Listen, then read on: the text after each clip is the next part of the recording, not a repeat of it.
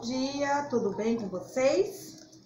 Tia Raquel está morrendo de saudade. Que bom que nós temos a oportunidade de nos ver através das lives, através dos vídeos, matar um pouquinho da nossa saudade e estudarmos juntinhos. Olha só que legal! Hoje a nossa aula será de história e nós vamos falar sobre as primeiras vilas e sobre as primeiras cidades que foram fundadas no Brasil. Mas antes, nós vamos recapitular sobre o que nós já estudamos em história. Não tem como falar do surgimento das vilas e das cidades sem a gente falar do que aconteceu antes. Então, olha só. Nós já sabemos que, durante a colonização do Brasil, os portugueses descobriram que essa terra maravilhosa possuía muitas riquezas. Então, eles começaram a observar, a explorar essa terra e a buscar formas de administrar esses territórios que eram descobertos para que esses lugares gerassem mais lucros para eles. Então, olha só o que aconteceu.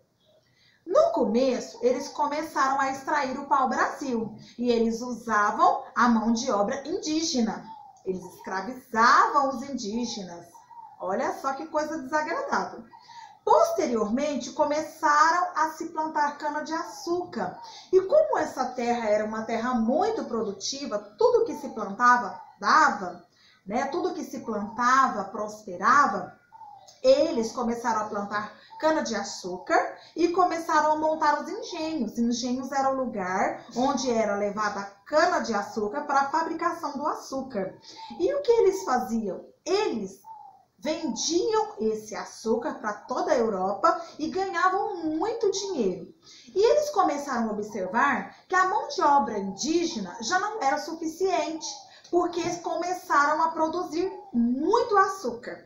Então, aí eles começaram a trazer os negros da África, né? Eles vinham em navios negreiros, em condições muito precárias, e eles vinham em busca de uma vida melhor. E nós já estudamos que não era isso que acontecia. Chegando aqui, eles eram escravizados, e não só nos engenhos, mas eles começaram a desenvolver outros tipos de trabalhos pesados.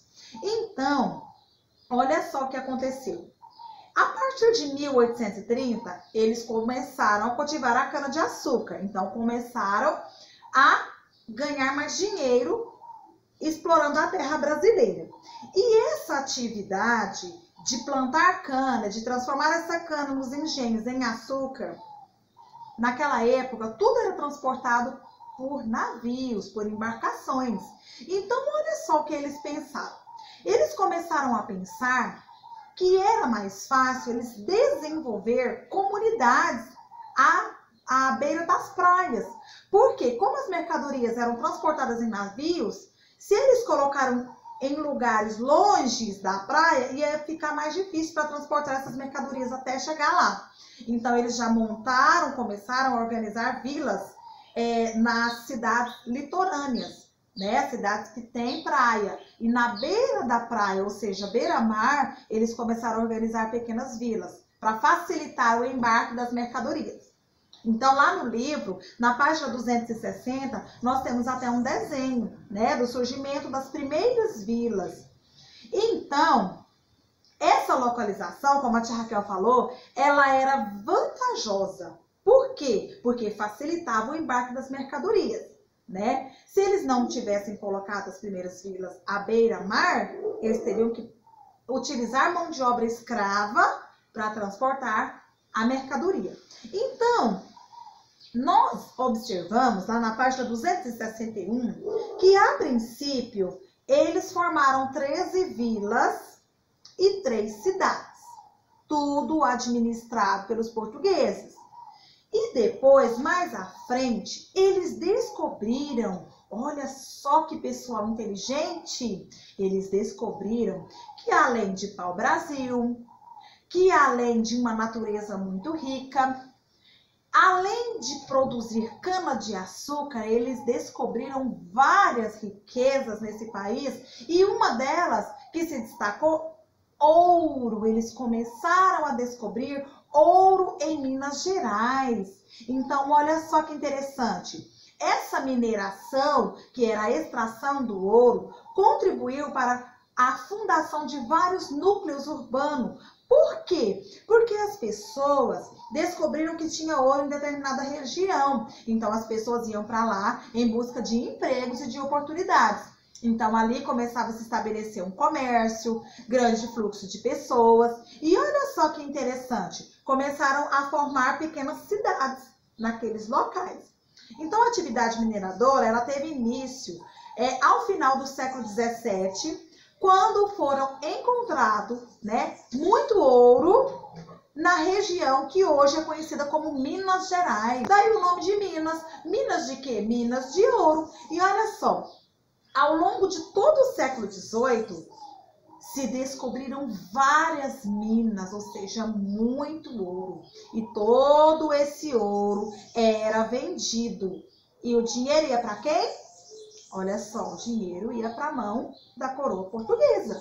Então, a mineração foi um ato tão grande e eles ganharam tanto dinheiro que eles já diminuíram a quantidade de cana-de-açúcar, porque eles observaram e viram que ouro dava mais lucro. Então, olha só, a mineração tornou-se a atividade mais econômica, mais explorada no nosso país, Então, olha só, a riqueza gerada pela extração do ouro teve influência na arquitetura das cidades mineiras. Naquela época, muitos casarões tinham 2 andares, várias janelas, móveis luxuosos. Então, conforme eles iam ganhando dinheiro, eles iam construindo aquelas moradas luxuosas. Por quê? Porque eles podiam gastar. O ouro dava muito lucro, eles vendiam ouro e com o dinheiro construíam casarões, igrejas, monumentos e tudo. Eles colocavam a arquitetura deles, um pouco da arquitetura portuguesa, porque eles colonizaram o Brasil, então eles queriam deixar nessa terra traços, da sua arquitetura, da sua arte. Então, olha só que interessante. Nessa época, ainda existia muita escravidão. Mas eles viviam no luxo, Viviam no luxo, com muita riqueza e construíam também muitas igrejas grandes, luxuosas, com muita riqueza, ouro nas paredes, ouro no teto. Eles até, de certa forma, eles esbanjavam, Por quê? Eles construíam fachadas em ouro, porque tinha em grande quantidade. Então, olha só. Depois, lá na página 264 e 265, nós vemos um pouco do cotidiano nas cidades mineiras. Então, a gente observa que as pessoas que tinham menor poder aquisitivo, ou seja, eles tinham menos riqueza, os pobres viviam um tipo de moradia, os que tinham uma situação mais controlada viviam em outro, e os ricos viviam em moradias luxuosas, Então, olha só. Até hoje, na cidade de Minas Gerais, na cidade de Ouro Preto, no estado de Minas Gerais, na cidade de Ouro Preto, existe forte traço da arquitetura portuguesa. E olha só que interessante. Até hoje, esses casarões, essas igrejas, eles são preservados, Então, ninguém pode mexer. Só o Estado que tem poder de reforma, mas para que eles continuem, porque, de uma certa forma, eles contam um pouco da trajetória, da história da colonização no Brasil. Eu espero que vocês tenham gostado da nossa aula de hoje e que vocês continuem assistindo os vídeos que a tia Raquel tem postado. É um prazer sempre estar com vocês, tá bom? Um beijo, fiquem com Deus e arrasem nas tarefas.